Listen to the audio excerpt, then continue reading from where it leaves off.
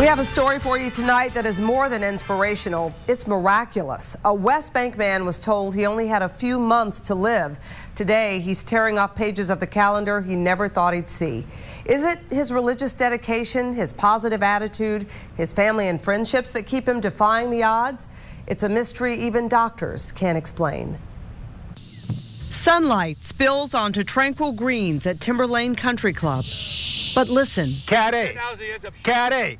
Pull a pin. We don't need $10 since he ends up short. On any given Thursday, sounds of friendship drown out the silence wherever Willie Jondron and his buddies gather. I guess this is good enough, huh, guys? Yeah, that's good. It's good enough? Their relationships span decades. Every meeting, a celebration. Whoa!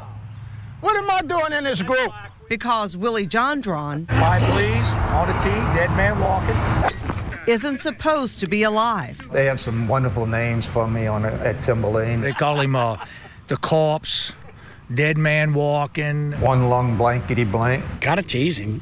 It's not natural if you don't tease him. You know, it's that's a West Bank tradition. Willie Jondron's story begins here on the West Bank in Marrero. He was raised right here on Jung Boulevard.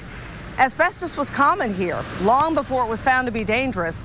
It seemed to be a part of life. You could play marbles in it. You could play cowboys and Indians in it. You can roll in it. Willie's dad worked in a local plant that manufactured wallboard. Asbestos was part of the process. Around this community, especially on the West Bank, there was a lot of asbestos that was being used to pave sidewalks and driveways. Playgrounds had it in there. Jondron was always healthy and athletic, a standout in football and basketball, even a coach.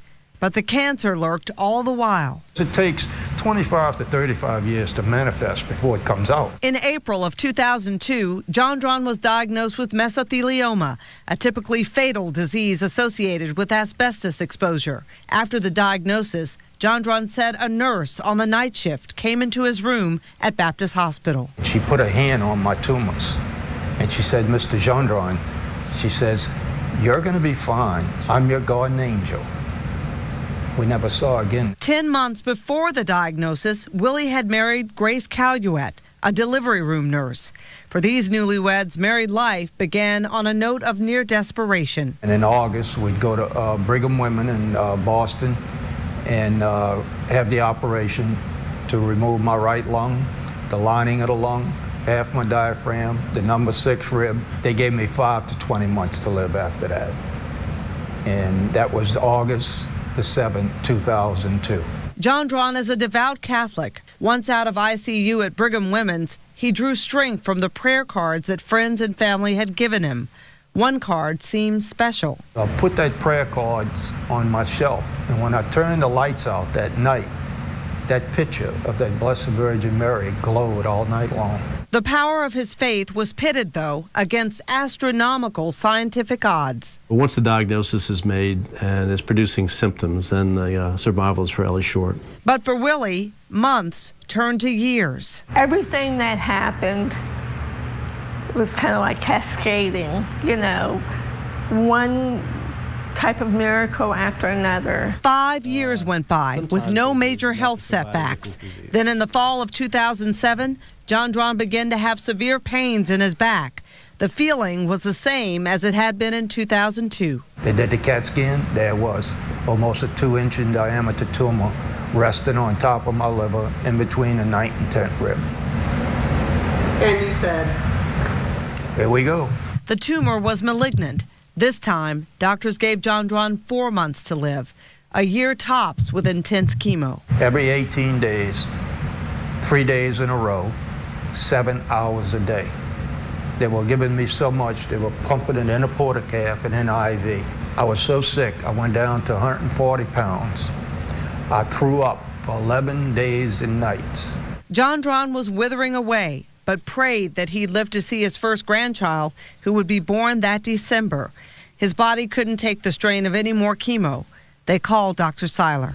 He said, "Let's do a CAT scan. Let's see what's going on." I had goose flesh because, you know, it's not something that in this business we often get to tell people. It's a miracle. You know, this tumor is completely gone. And it was kind of like, You wanted to believe it, but how can this be? His CT scans that we do and MRIs, that area where the tumor originally was is completely empty of any tumor, just normal organs and no abnormalities that suggest any local recurrence. So the tumor's gone. We cannot see it. How do you explain it? Good looks, good genes, good Lord. The grandchild Willie didn't think he'd see is 3 years old. He says he's using these gifts of more time to give to others. If I could take one person's life and change it and put it in the right direction, if I can give one person inspiration and courage to go through and never give up and fight it and beat it, it's all worth it. There's a big reason why he's still here today. And I think it's because he has more things to do in this lifetime. Life is not like a card game, you know? I mean, a card game, you get a bad hand, you throw it in. When God deals you a hand, you got to play it. The guys at Timberlane don't treat Willie like a miracle, just a friend. We hope that we're not around when he drops on the golf course, you know, because we'd have to kick him on the side and keep on playing. But no, I've known Willie quite a few years, and he's a survivor. So we always tease him, and I think that keeps him going too. He enjoys it as much as we do. So, and he's a pretty good guy. I mean, considering he gave us each $100 to come out here. He wants to be playing as he has for the past several years, and he'll play every day until his last day. You know my good friend Willie? Oh, God, Mike. He beat all the odds. He beat them all. He's still here.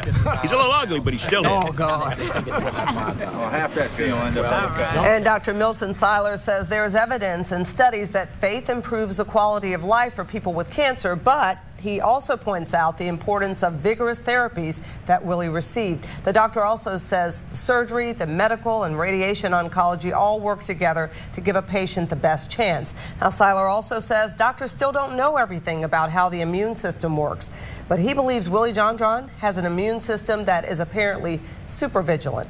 He admits, though, he has never seen a case as dramatic as John in all the 32 years he's been practicing. Yeah, I mean, on TV, he looks in perfect health. He does, but you know what? He still has a lot of problems. He had surgery to remove his diaphragm. He lost a lung.